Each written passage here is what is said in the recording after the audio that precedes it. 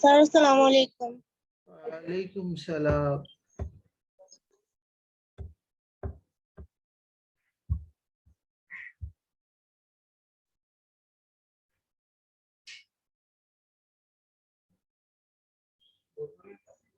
আসসালামু আলাইকুম স্যার। ওয়ালাইকুম সালাম।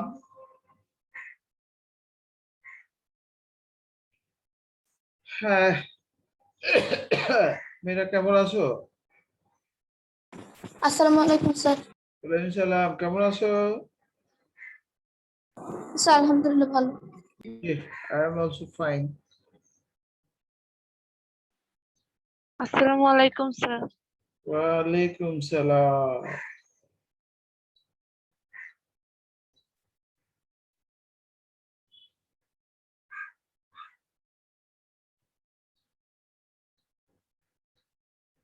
স্যার আসসালামু আলাইকুম। ওয়ালাইকুম সালাম।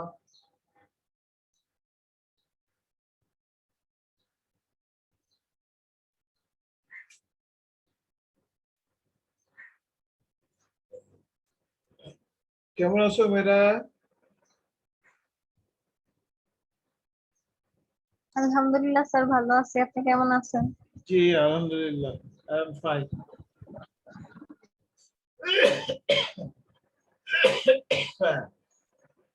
আচ্ছা দেখো, পড়াশোনায় চলে আসলাম। আমরা তো কোনো হোমওয়ার্ক দেই নাই, দিছিলাম নাকি?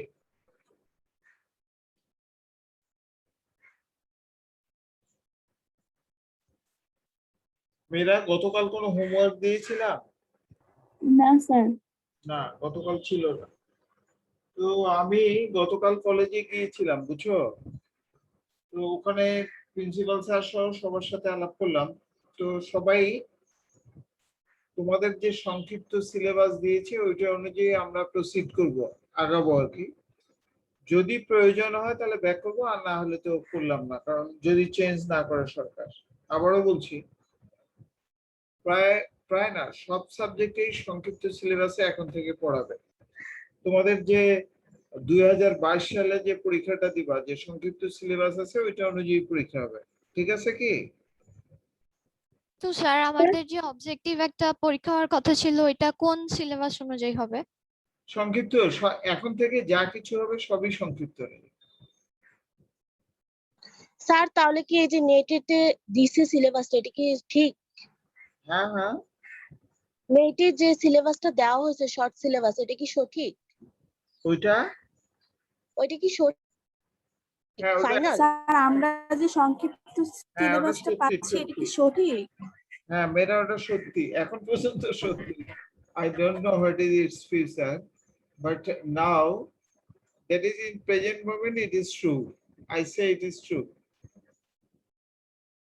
তো যাই হোক মেয়েরা, আমরা প্রসঙ্গে আসি। এখন থেকে যে ক্লাস হবে, পরীক্ষা হবে, অ্যাসাইনমেন্ট হবে, সব শর্ট সিলেবাস অনুযায়ী হবে। যদি কখনো সরকার চেঞ্জ করে আমরাও চেঞ্জ করব, সরকার চেঞ্জ না করলে আমরা করবো না।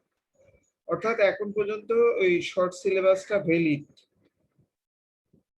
কোনো কারণে ইনভ্যালিড হলে বা যদি কোনো ইনক্রিজ ডিক্রিজ করে তাহলে আই উইল ইনফর্ম ইউ।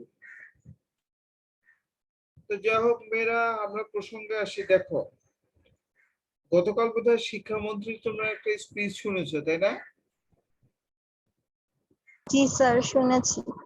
হ্যাঁ, তাই শিক্ষামন্ত্রী বলেছে কি, যে যদি আমাদের এফেক্টেড রেট মানে আক্রান্তের হার 5-এর নিচে হয়, অর্থাৎ বিলো 5 হয়, তাহলে আমাদেরকে স্কুল কলেজ খুলবে। তাহলে দেখা যাচ্ছে যে এটা অনেক মানে কোয়াইট আনসার্টেন, অর্থাৎ কবে 5-এর নিচে আসবে, কবে খুলবে, এটা I don't know about it. But not only I am, but nobody can know it. কেউই এটা জানে না যে what is our future. So এই যে বোর্ডে ক্লাস নিচ্ছি, যে ল্যাপটপে ক্লাস নিচ্ছি, তোমরা যেটা ক্লাস করতেছো, এইটাই বোধহয় আমাদের কন্টিনিউ করতে হবে অনেকদিন, তাই মনে হচ্ছে আমার। তো আমরা যে 13 তারিখের জন্য একটা মাথায় রেখেছিলাম, এটা কোয়াইট আনসার্টেন, মেবি আর মে নট, হলে আলহামদুলিল্লাহ, না হলেও আলহামদুলিল্লাহ, এটা এইভাবেই চলবে। অতএব আমরা ওই 13 তারিখ নিয়ে একদম অন্য কিছু করবো তা না। আমাদের তাহলে অনলাইন পরীক্ষা, এই পরীক্ষা, ও পরীক্ষা এগুলো চলবে, অ্যাজ ইউজুয়াল চলবে। এখানে আর তোমরা নতুন কিছু চিন্তা বা ভাবনার অবকাশ আছে বলে মনে হয় না। আমরা এইভাবে কন্টিনিউ করব। যদি আল্লাহ রহম করে যদি খুলে দেয় তাহলে আমরা আবার ফিজিক্যাল ক্লাসে যাব। তখনকার রুটিন, তখনকার পরীক্ষা, তখনকার কথাবার্তা আলাদা হবে। আমরা আপাতত ধরে নিচ্ছি যে যেটা চলমান ওইটাই চলবে। ওকে, আমি কি তোমাদেরকে বুঝাতে পারলাম মেয়েরা?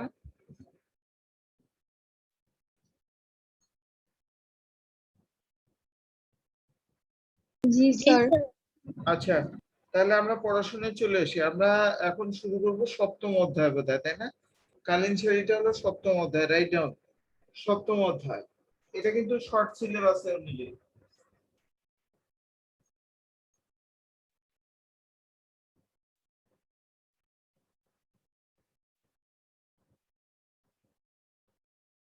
সপ্তম অধ্যায়, নতুন অধ্যায়। আমরা পড়াশোনা অনেকেই পার্টিসিপেট করে না। মেয়েরা আসলে তোমরা কি বলা যায়, জাস্টিস করতেছো না, ইনজাস্টিস করতেছো।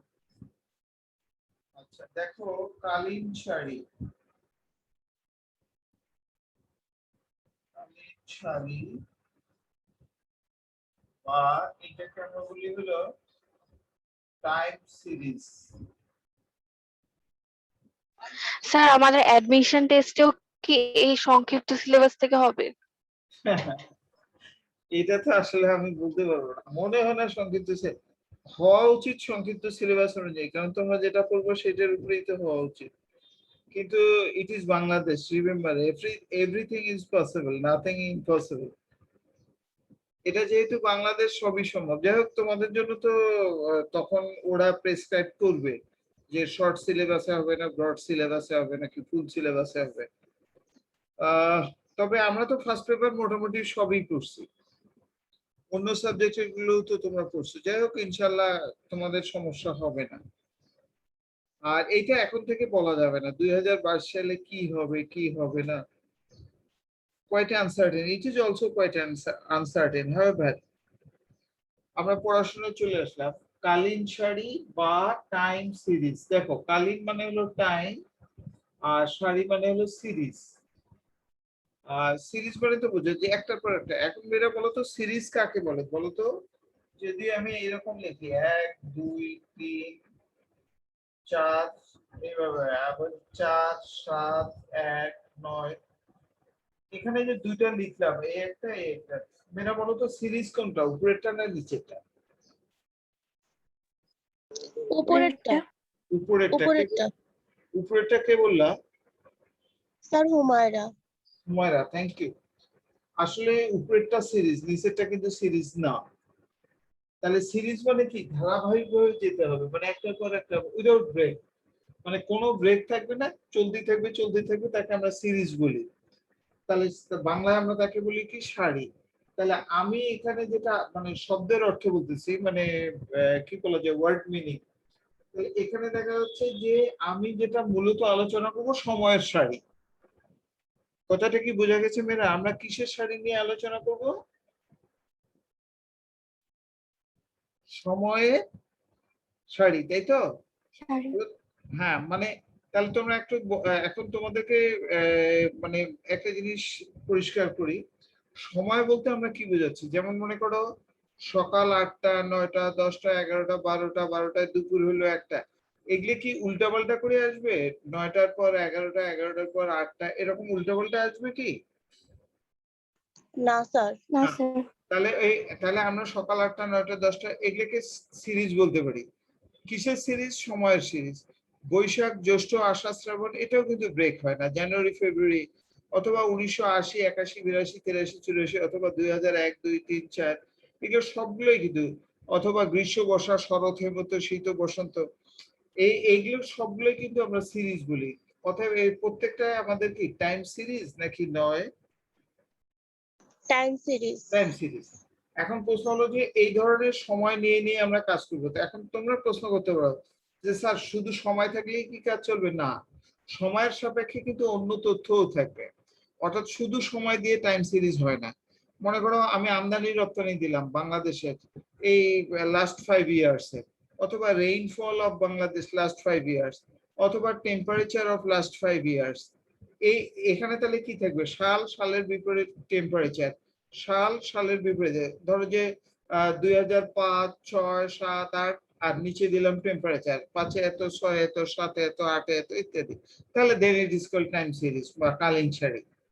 অর্থাৎ তার কালীন সারিতে শুধু সময় থাকবে না, সময়ের বিপরীতে তথ্যও দেওয়া থাকবে, অন্য আর একটা তথ্য।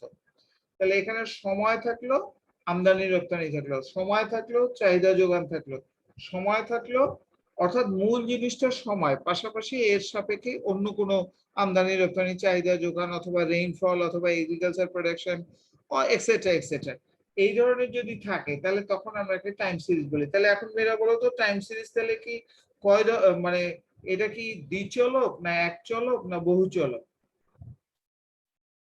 বহু চলক। না, দ্বিচলক। দ্বিচলক কেন? একটা সময় থাকবে, একটা আমদানি রপ্তানি, অথবা অমুক থাকলে অমুক থাকলে, অর্থাৎ দুইটা জিনিস থাকবে। আমরা যখন গ্রাফে প্লট করব তখন কিন্তু দুইটা স্থানাঙ্ক পাবো, একটা মনে করো এক্স এর জন্য পাবো, একটা ওয়াই এর জন্য পাবো। এই ধরনের দুইটা পয়েন্ট যদি পাওয়া যায়, গ্রাফে প্লট করব, কিন্তু নেক্সট দিনে সবারই গ্রাফ পেপার লাগবে।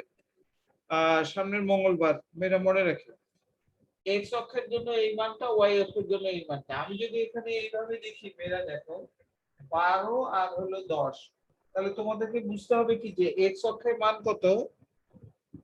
12, আর ওয়াই অক্ষের মান কত? 10। এই যে মানে কোঅর্ডিনেট, এটাকে স্থানাঙ্ক বলে। এখানে যে স্থানাঙ্ক বললাম এটা কিন্তু দুইটা, একটা এক্স এর জন্য, একটা ওয়াই এর জন্য। সঙ্গত কারণে আমরা এটাকে বাইভেরিয়েট বলবো। আবারও বলি, তাহলে সংশ্লেষ নির্ভরণ যেটা তোমাদেরকে আলোচনা করে একটু ইনকমপ্লিটই রেখেছিলাম, সেখানে আমাদেরকে বলতো সংশ্লেষে কয় চলক নিয়ে আমরা আলোচনা করছি? দ্বিচলক না বহুচলক? দ্বিচলক। দ্বিচলক। দ্বিচলক।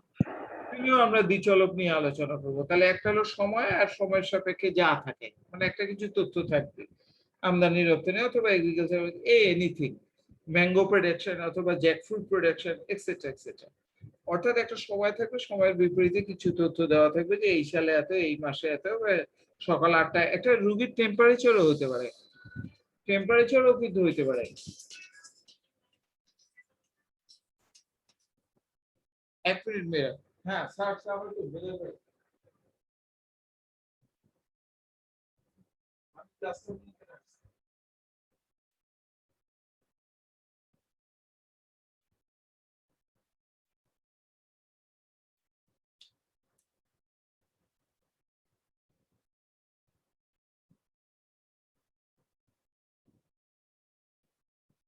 আচ্ছা মেয়েরা, আমরা তাহলে আবারও চলে আসি।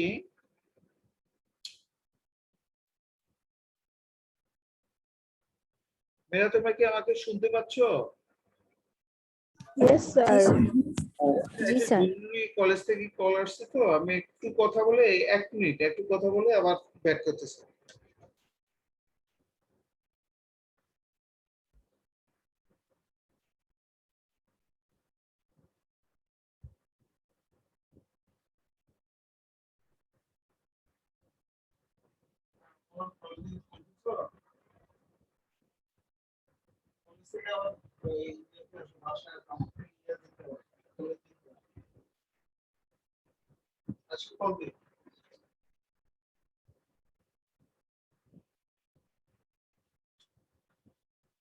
হ্যাঁ, I am sorry for that Mera, sorry.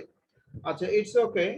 এখন আমরা যেটা আলোচনা করব, যে সময়ের সাপেক্ষে তথ্যের যে উঠানামা হয়, বা যে আমরা তথ্য পাই, সেটাকে কালীন সারি বলে। আচ্ছা, এখন দেখো, আমি দ্বিতীয় অধ্যায়ে তোমাদের একটা জিনিস আলোচনা করেছিলাম, মনে আছে মেরা? যে তথ্য উপস্থাপন, তথ্যের যে মানে তথ্যটাকে সংক্ষিপ্ত করব, তথ্যটাকে সংক্ষিপ্ত করার যে ওয়ে গুলো বলছিলাম 4টা, মনে আছে কিনা জানি না।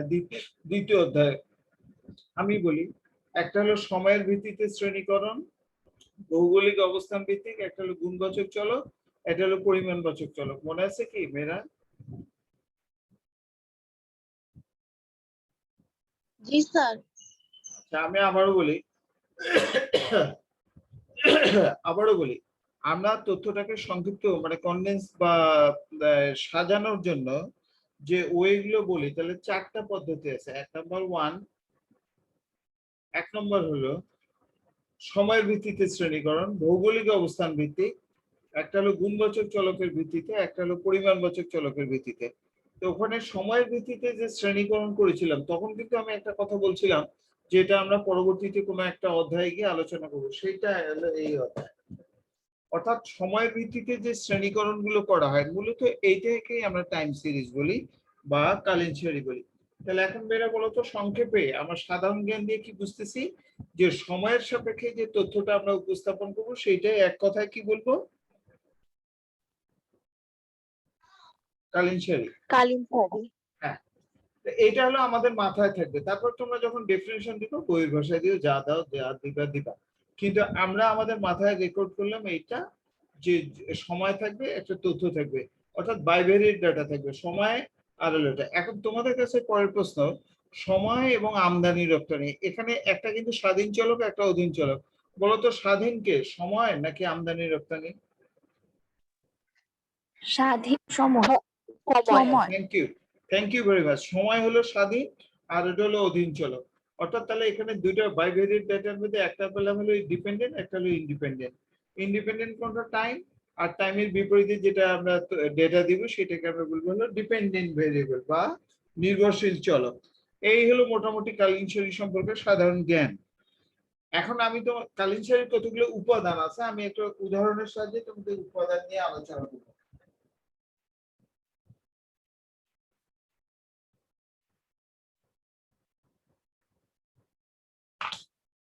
উপাদান বা এটাকে ইংরেজিতে কেউ ফ্যাক্টর বলে, ফ্যাক্টর বা এলিমেন্টও বলে, কেউ এটাকে এলিমেন্ট বলে, কেউ ফ্যাক্টর বলে, অ্যাজ ইউ লাইক বেস্ট। আর বাংলায় আমরা উপাদান বলি। তাহলে কালীন শ্রেণীর উপাদান নিয়ে আমি এখন আলোচনা করব। কালীন শ্রেণীর উপাদান কিন্তু চারটা।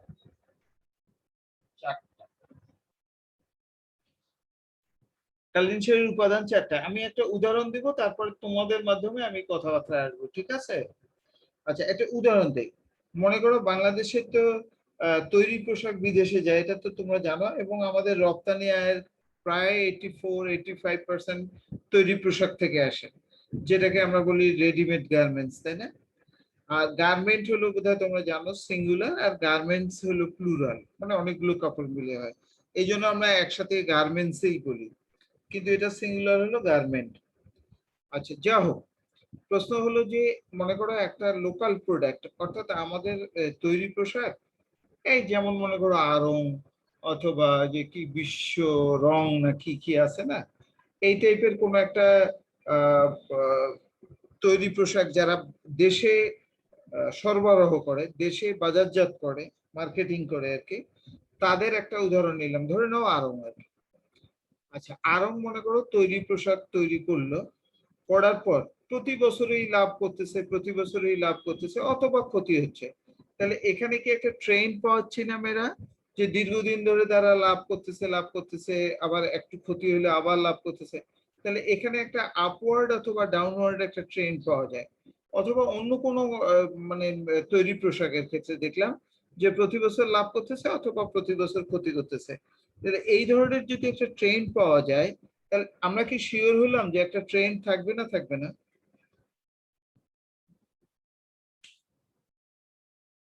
থাকবে। থাকবে। তাহলে আমরা একটা ট্রেন্ড পেলাম, তাহলে লক্ষ্য করো মেয়েরা, প্রতি বছর লাভ হচ্ছে অথবা ক্ষতি হচ্ছে, তাহলে আমরা একটা ট্রেন্ড পেলাম। নাম্বার 2, এই আড়ং-এর যে কাপড় চোপড় অথবা বিশ্ব রং অথবা অন্য কেউ আরো কারা কারা পেছে না, তারা ধরে নাও যে তারা কাপড় চোপড় বিক্রি করতেছে। বলতো বছরের সব মাসে সব দিনে সমান বিক্রি হয় না স্যার। না। এখন এই যে কাপড় চোপড়ের কথা বললাম, এইটা মুসলিম দেশ হলে ঈদের আগে একটু বেশি বিক্রি হয়, খ্রিস্টান প্রধান হলে অথবা সনাতন ধর্মী হলে তাদের। সোজা কথা, এখানে এই বিক্রির উপরে একটা উৎসবের প্রভাব আছে কি না? আছে। আচ্ছা, আছে। তাহলে আমরা এখানে একটা জিনিস লক্ষ্য করলাম। 1 নম্বরে আমরা লক্ষ্য করলাম যে একটা ধারা থাকে, মানে ধারা মানে হলো কি আপওয়ার্ড অথবা ডাউনওয়ার্ড। 2 নম্বরে আমরা একটা পেলাম যে মাসের একটা প্রভাব বা উৎসবের প্রভাব, উৎসবের একটা ফ্যাক্টর পেলাম। 3 নম্বর দেখো, আমাদের দেশে কিন্তু বর্তমানে একটা ঝামেলা, আমাদের না বিশ্বব্যাপী অর্থাৎ ওয়ার্ল্ড ওয়াইড একটা ঝামেলা যাচ্ছে, আমরা কোনটা, কোভিড-19 অথবা করোনা যেটাকে আমরা বলি। এই করোনার কারণে দেশের অর্থনীতি, পৃথিবীর অর্থনীতি, এটা কি ডাউনওয়ার্ড নাকি ডাউনওয়ার্ড না? ডাউনওয়ার্ড। ডাউনওয়ার্ড।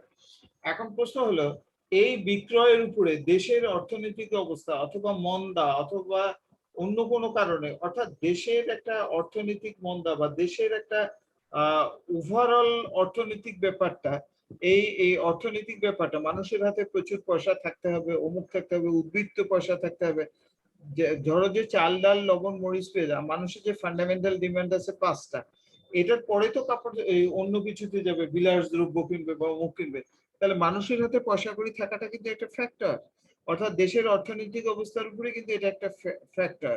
তাহলে সঙ্গত কারণে এটাও কিন্তু ওই বিক্রেতার উপরে প্রভাব ফেলবে, যে দেশের সমৃদ্ধি আর কি, সমৃদ্ধি,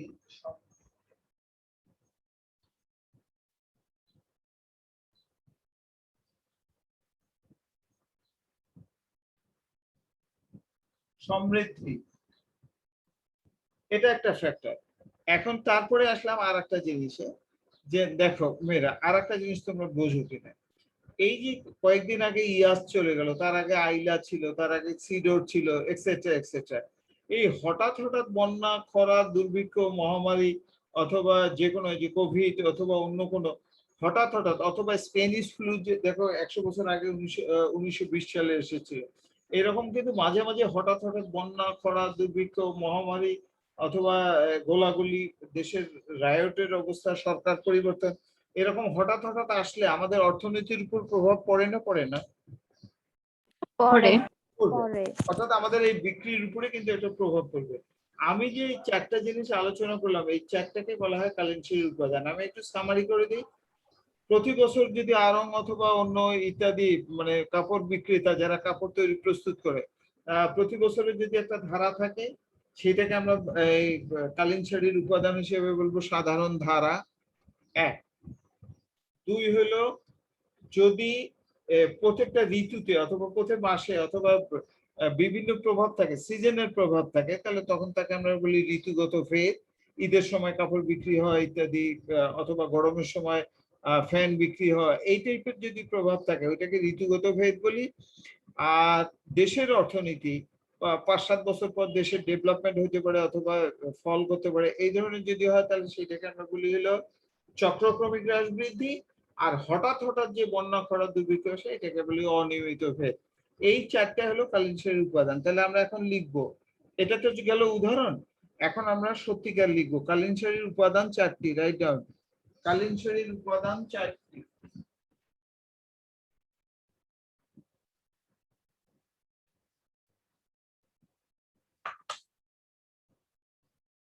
উপাদান 4টি।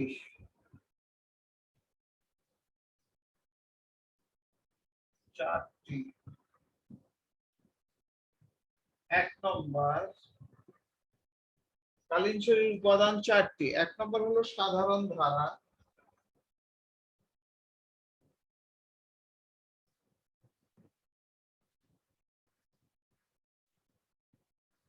বা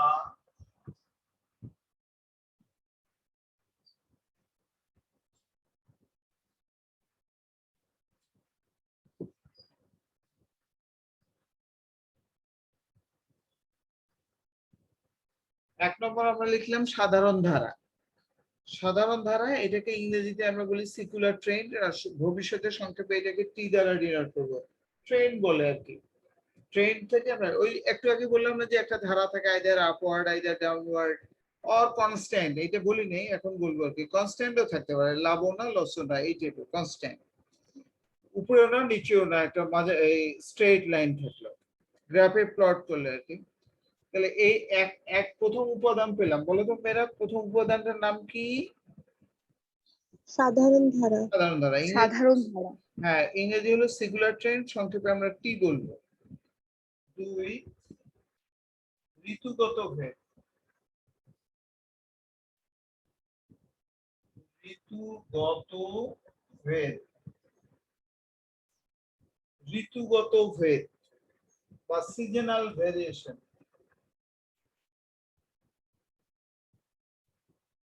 সিজনাল ভেরিয়েশন,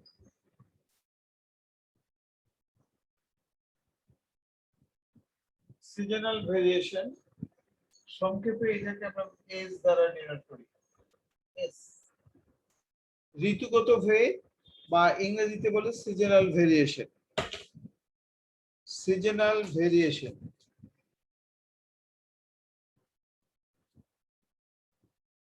ঋতুগত ভেদ 2 নম্বর পেয়ে গেলাম। নাম্বার 3,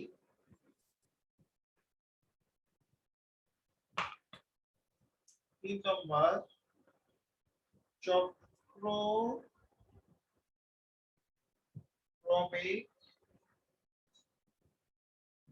চক্রক্রমিক হ্রাস বৃদ্ধি।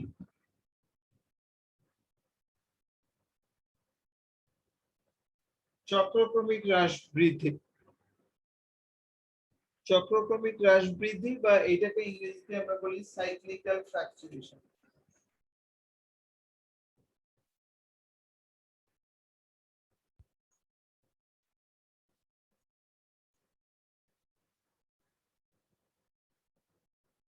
এটাকে আমরা ডিনোট করব সি দ্বারা। সাইক্লিক্যাল ফ্লাকচুয়েশন এটাকে আমরা ডিনোট করব সি দ্বারা। সাইক্লিক্যাল ফ্লাকচুয়েশন বা চক্রক্রমিক হ্রাস বৃদ্ধি। চক্রক্রমিক হ্রাস বৃদ্ধি বা সাইক্লিক্যাল ফ্লাকচুয়েশন।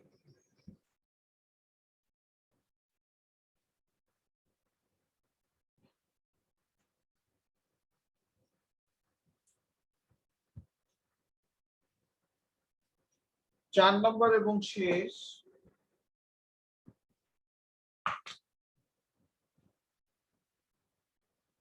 অনিয়মিত ভেদ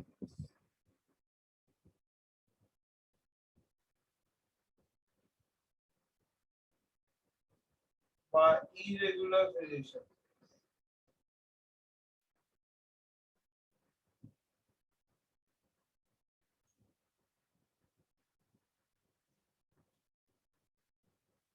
ইরেগুলার ভেরিয়েশন এটাকে আমরা ডিনোট করব আই দ্বারা।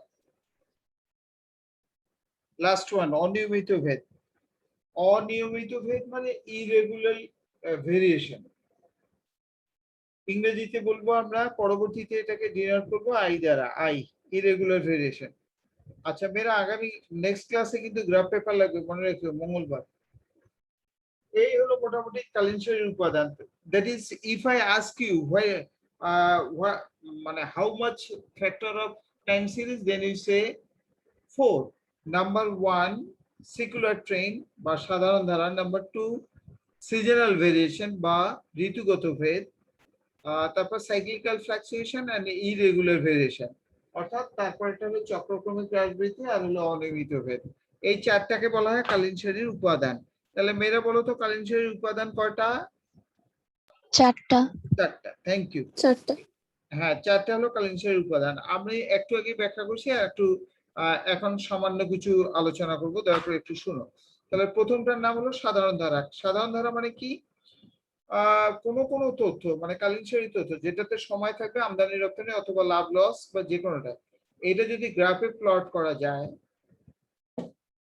প্রথমটা নিয়ে আমি আলোচনা করতেছি।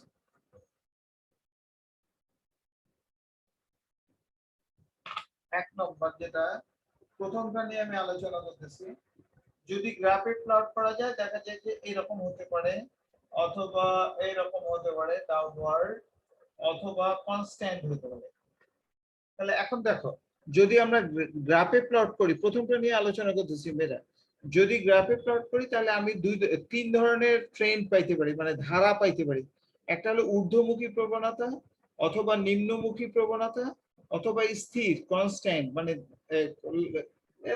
একদম সোজা এক্স অক্ষের সমান্তরাল থাকলো।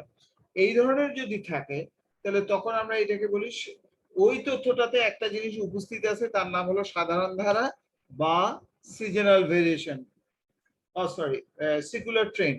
মেরা 10 মিনিটস লেফট, আগামী দিন ইনশাআল্লাহ অঙ্ক করব। আচ্ছা এখন প্রশ্ন হলো, যদি গ্রাফে প্লট করা যায় অনেক দিনের 20 বছর 50 বছরের তথ্য গ্রাফে প্লট করা যায়, তাহলে লাভ লস বা ইত্যাদিতে দেখা যাবে যে একটা আপওয়ার্ড ট্রেন্ড থাকবে অথবা ডাউনওয়ার্ড ট্রেন্ড থাকবে। এই আপওয়ার্ড বা ডাউনওয়ার্ড অথবা কনস্ট্যান্ট যদি থাকে, তাহলে তখন আমরা বলবো যে ওই তথ্যটাতে একটা জিনিস উপস্থিত আছে, তার নাম সাধারণ ধারা বা সিকুলার ট্রেন্ড, বা এটাকে সংক্ষেপে টি দ্বারা ডিনোট করা হয়। প্রশ্ন হলো যে কনস্ট্যান্টের উদাহরণ কি? লাভ তো বোঝা যায় আপওয়ার্ড, ক্ষতি হলে কি ডাউনওয়ার্ড। এখন প্রশ্ন হলো যে স্যার তাহলে মানে কনস্ট্যান্টের উদাহরণ কি?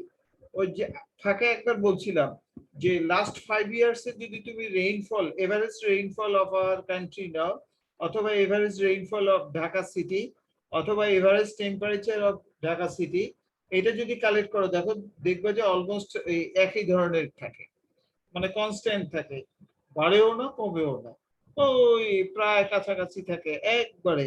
তাহলে আমি যদি সাধারণ ধারার কনস্ট্যান্টের উদাহরণ দিই, তাহলে আমরা হয় আবহাওয়ার কথা বলবো অথবা বৃষ্টিপাতের কথা বলবো, এই টাইপের, যে লাস্ট 5 ইয়ার্স, লাস্ট 10 ইয়ার্স সেই রকম কোনো পরিবর্তন হয় না, এটাই। তাহলে বোঝা যাচ্ছে যে কালীন শাড়ির তথ্য বলা ভুল, কালীন শাড়িতে একটা জিনিসের উপস্থিতি আমরা দেখলাম আপওয়ার্ড, ডাউনওয়ার্ড আর কনস্ট্যান্ট, এটা থাকে, এটা কিন্তু থাকে সঙ্গতকরণে, তখন আমরা বলবো সেই কালীন শাড়িটাতে একটা জিনিসের উপস্থিতি আছে, তার নাম সাধারণ ধারা। এবার হলো দ্বিতীয়টাতে আসি, ঋতুগত ভেদ।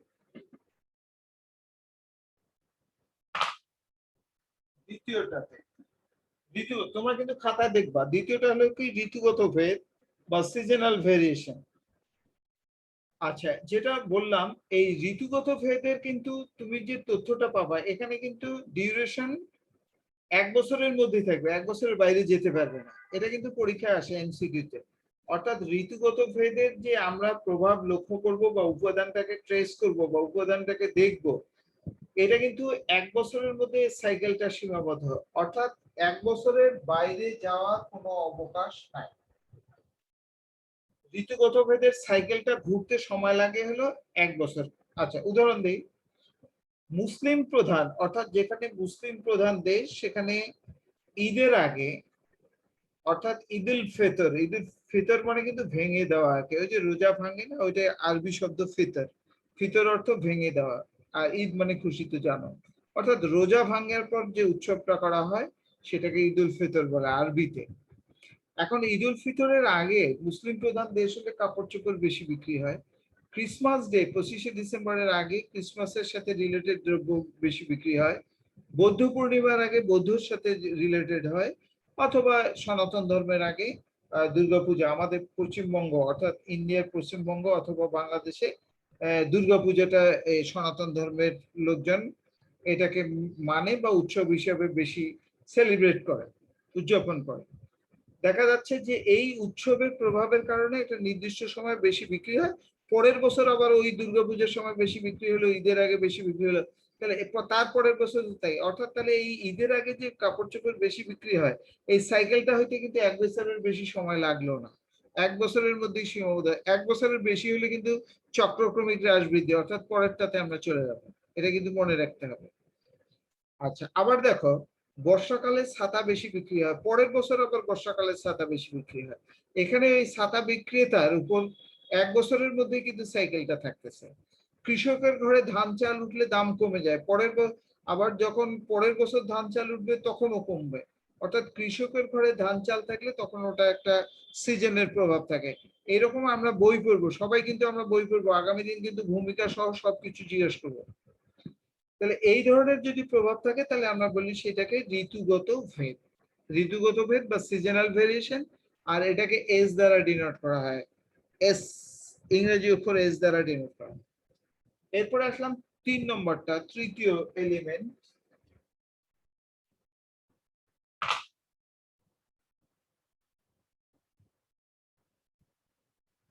দেখো, তৃতীয় এলিমেন্টটা কিন্তু চক্রক্রমিক হ্রাস বৃদ্ধি, সি দ্বারা ডিনোট করে, সাইক্লিক্যাল ফ্লাকচুয়েশন।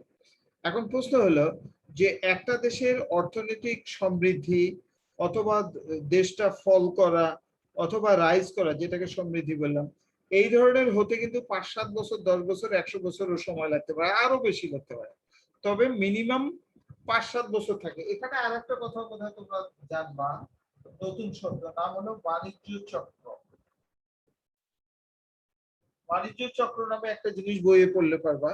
বাণিজ্য চক্র মানে কি, একটা লোক যদি ব্যবসায়ী হয় 5-7 বছর 10 বছর লাভ করার পর কিন্তু হঠাৎ তার একটা ফল করে, মানে ব্যবসার ক্ষতি হয়।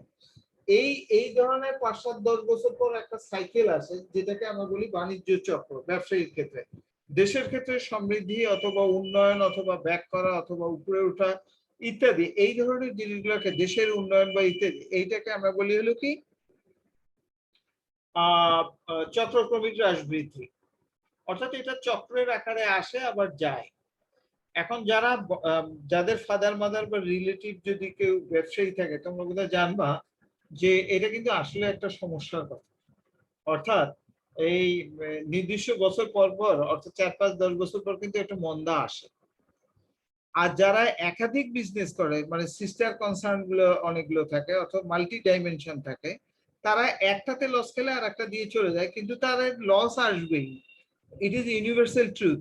মানে এক সময় না এক সময় কিন্তু ফল করবে, কম হবে, আবার বাড়বে, আবার কম। এইটাকে বাণিজ্য চক্র বলি, বাণিজ্য চক্র। আর দেশের ক্ষেত্রে 5-7-10 বছর 20 বছর পরে দেশের উন্নতি হইতে পারে অথবা আমাদের দেশের কথাই ধরো, আমরা কিন্তু এখন সুবর্ণ জয়ন্তী পালন করতেছি, অর্থাৎ যেটাকে আমরা গোল্ডেন জুবিলি বলি। মনে আছে 25 বছর হলো কি সিলভার, 50 হলে গোল্ডেন, 75 হলে কি হিরো বা ডায়মন্ড বলা হয়, আর সেঞ্চুরি তো সেঞ্চুরি থাকলেই। আমরা এখন গোল্ডেন জুবিলি পালন করতেছি। 50 বছর পর কিন্তু দেশে আমরা উন্নয়নশীল দেশ, মানে অনুন্নত থেকে উন্নত দেশের কাঠগড়ায় আসলাম। সিঙ্গাপুর অথবা অন্যান্য দেশ, মালয়েশিয়া অথবা চীন অথবা জাপান, এরা কিন্তু দ্বিতীয় বিশ্বযুদ্ধের পর আপগ্রেড হয়েছে। ইংল্যান্ডের কথাও ধরো, ইংল্যান্ডও কিন্তু দ্বিতীয় বিশ্বযুদ্ধের পর আপগ্রেড হয়েছে। রাশিয়া আবার দেখো, কমিউনিস্ট শাসন থাকলেও 1990 সালের পর যখন রাশিয়া ভেঙে গেল, তখন কিন্তু ওদের অর্থনৈতিক একটা পতন হয়ে গেল। হিটলারের সময় জার্মানির একটা পতন হয়েছিল, এখন আবার আপগ্রেড হচ্ছে। রাশিয়া এখন আবার আপগ্রেড হচ্ছে। এই ধরনের উত্থান পতন, অর্থাৎ এই আপওয়ার্ড ডাউনওয়ার্ড, এই ধরনের 5-7-10 বছর 100 বছর পর পর যেটা আমরা লক্ষ্য করি, এটাকে আমরা বলি চক্রক্রমিক হ্রাস বৃদ্ধি অথবা cyclical fluctuation. Last one, irregular variation. Irregular ভেরিয়েশনটা কিন্তু মনে রাখবে, definitely it is irregularly regular. আবারও বলি, ইরেগুলারলি রেগুলার মানে হলো অনিয়মিতভাবে নিয়মিত। এই বছর তোমার ইয়াস আসলো, পরের বছর যে ইয়াস বা XYZ আসবে নট নেসেসারি, 5 বছর পরে আসতে পারে, তবে আসবে, আমরা শিওর। আমরা আবার মনে করো দুর্ভিক্ষ, খরা বা অমুক, এই যেমন এখন গরম লাগতেছে, খরা আসবে হয়তো, এটা প্রতি বছরই আসবে, বা 2-4 বছর পরে বেশি হতে পারে, কম হতে পারে। অর্থাৎ অনিয়মিত দুর্ভিক্ষ বা অন্যান্য যে কোনো জিনিস, অর্থাৎ যেটা হঠাৎ হঠাৎ আসে, অর্থনীতির উপর প্রভাব ফেলে, আবার চলে যায়, কিন্তু তুমি এটাকে মেজার করতে পারবে না যে গত মাসের 12 তারিখে আসছে, সামনের বছর আবার 12 তারিখে আসবে, এই ধরনের হবে না। এটা হঠাৎ আসবে, আবার প্রভাব ফেলবে, আবার। So this is called irregular variation বা অনিয়মিত ভেদ। This is irregularly regular, remember. অর্থাৎ অনিয়মিতভাবে এটা নিয়মিত থাকে, but we cannot measure it. আমরা কিন্তু এটা মেজার করতে পারি না। এই গতকাল সিলেটে কিন্তু ভূমিকম্প হয়ে গেল, আমরা কিন্তু বলতে পারবো না যে গতকাল ছিল কয় তারিখ, 29 তারিখ। আমরা কিন্তু বলতে পারবো না যে সামনের বছরের 29 তারিখে সিলেটে আবার 5 বার ভূকম্পন হবে। রিক্টার স্কেলে মাত্রা ছিল কত, 4 পয়েন্ট সামথিং বা 4 পয়েন্ট সামথিং, এটা কিন্তু আমরা বলতে পারবো না। কিন্তু আর একটু বেশি হলে ওই সিলেটকে বসায় দিত অথবা আমাদের দেশকে বসায় দিত ইত্যাদি। অর্থনীতি মানে আর্থকুয়েক যেটাকে বলি আর কি, মানে ভূমিকম্প, এটা কিন্তু ইরেগুলারলি রেগুলার, হঠাৎ আসে হঠাৎ যায় ইত্যাদি ইত্যাদি ইত্যাদি। তাহলে এখন আমরা এই অনিয়মিতভাবে নিয়মিত যে জিনিসটা আসে, বন্যা, খরা, দুর্ভিক্ষ, মহামারী, ভূমিকম্প অথবা এক্সেট্রা, এই ধরনের জিনিসকে আমরা বলি অনিয়মিত ভেদ। তাহলে আমরা কনক্লুশন টেনে দিচ্ছি। কালীন সারির উপাদান হলো 4টা। নাম্বার 1 সাধারণ ধারা, 2 নম্বরটা কি বলতো?